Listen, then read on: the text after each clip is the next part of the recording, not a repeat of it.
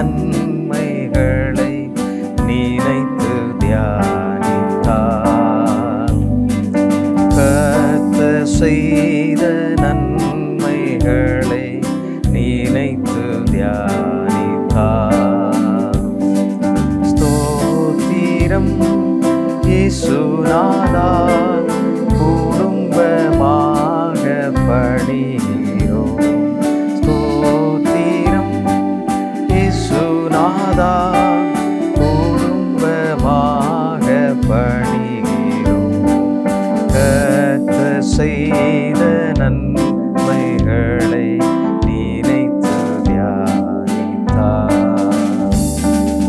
திகையாதே என்றவரே, தீகைக்கும் போதனை காத்தவரே, கலங்காதே என்றவரே, கலங்கும் போதனை காத்தவரே, கர்த்தர் செய்த நன்மைகளை நினைத்து தியானித்தார்.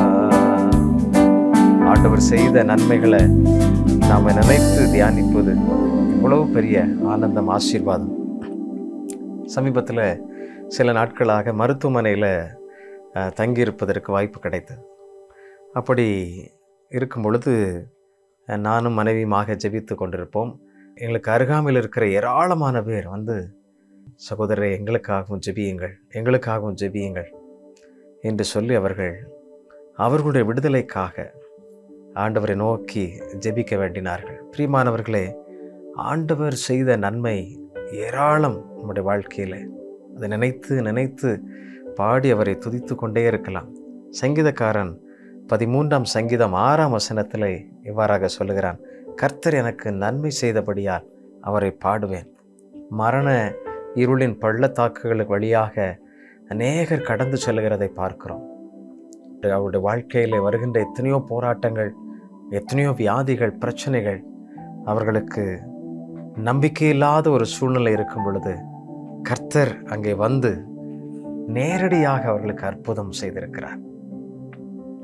அல்லேலூயா. ஒரு சகோதரன் தன்னுடைய வாழ்க்கையில் சொல்லும் பொழுது, ஆண்டவர் 16 மணி நேரம் அறுவை சிகிச்சையில் ஒரு பெரிய அற்புதம் செய்தார் என்று சொன்னார். இன்னொரு சகோதரி சொல்லும் பொழுது, என்னுடைய இடுப்பு எலும்புகள் எல்லாம் நொறுங்கி போனது, ஆனால் என்னிடத்தில் மருத்துவத்திற்கு செலவழிக்க பண வசதிகள் இல்லை. ஆனால் ஆண்டவரை மாத்திரம் நம்பினேன், அவரை மாத்திரம் சார்ந்திருந்து நானும் எனது பிள்ளைகளுமாக ஜெபித்து கொண்டே இருந்தோம். 11 நாள் படுத்த படுக்கையாயிருந்தேன். அதன் பின்பாக ஆண்டவர் நேரடியாக வந்து என்னை தொட்டு சுகமாக்கினார். இப்பொழுது எந்த மருத்துவ உதவி இல்லாமல் நான் என்னுடைய வேலைகளை செய்கிறேன். ஆம் பிரியமானவர்களே, கர்த்தர் எனக்கு நன்மை செய்தபடியால் அவரை பாடுவோம். ஒவ்வொரு நாளும் அவர் எவ்வளவோ நன்மைகளை நமக்கு செய்திருக்கிறார், எவ்வளவோ ஆசீர்வாதங்களை நமக்கு தந்திருக்கிறார். எண்ணி பாருங்கள். நமக்கு நடைபெறாத நன்மைகளை குறித்து கலங்காமல், நமக்கு அவர் செய்த நன்மைகளை எண்ணி அவருக்கு நன்றி செலுத்தும் பொழுது அதைவிட பேரானந்தம் வேறு ஒன்றுமில்லை. அவரே நமக்கு துணையாயிருக்கிறார். நிச்சயம் எல்லா காரியங்களிலும் அவர் நமக்கு நன்மை செய்வார். நல்ல தேவனை நாம் தொடர்ந்து துதிப்போம், அவருக்கு நன்றி செலுத்துவோம், அவரை ஸ்தோத்தரிப்போம். கண்களை மூடி ஜெபிக்கலாமா? எங்கள் பரலோக தகப்பனே, ஆண்டவரே, நீர் எங்களுக்கு செய்த எண்ணி முடியாத நன்மைகளுக்காக உமக்கு கோடா கோடி ஸ்தோத்திரங்களை நாங்கள் செலுத்துகிறோம். கனத்திற்கும் மகிமைக்கும் பாத்திரானவர். எங்களுடைய வாழ்க்கையிலே ஒவ்வொரு நிமிடமும் நீர் செய்கிற அற்புதங்களுக்காக உமக்கு ஸ்தோத்திரம். ஆச்சரியமான வழிநடத்தலுக்காக ஸ்தோத்திரம் அப்பா. மரண இருளின் பள்ளத்தாக்கிலே நடந்தாலும் பொல்லாப்புக்கு பயப்படேன், தேவரீர் என்னோடு கூட இருக்கிறீர், உமது கோலும் உமது தடியும் எங்களை தேற்றும் என்று சொல்லி சங்கீதக்காரன் ஆண்டவரே இந்த மரண இருளின் ஊடுருவ நடந்து செல்லும் பொழுது எழுதினாரே, அவர் ஆண்டவரை பெற்றுக்கொண்ட நன்மைக்காக எத்தனையாய்மை பாடி துதித்து கொண்டே இருக்கின்றார். ஆண்டவரே, நாங்களும் இந்த வேளையில் உமக்கு நன்றி செலுத்துகிறோம். நீர் செய்த நன்மைகளுக்காக உம்மை துதிக்கிறோம்.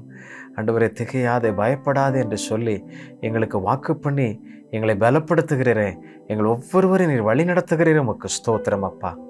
ஆண்டவரே, இந்த இரவிலும் நீர் காத்துக்கொள்ளும், ஒவ்வொருவரையும் நீர் பலப்படுத்தி ஆசீர்வதித்து வழி நடத்தும். சகலவற்றையும் உடைய கரத்தில் அர்ப்பணிக்கிறோம். ஒவ்வொருவருக்கும் புதிய பலனும் புதிய சுகமும் உண்டாகட்டும். இயேசுவின் நாமத்திலே கேட்கிறோம் நல்ல பிதாவே. ஆமென், ஆமென். கர்த்தர் புதிய பலனையும் கிருபையை நம் ஒவ்வொருவருக்கும் தருவாராக. Thank you. God bless you all.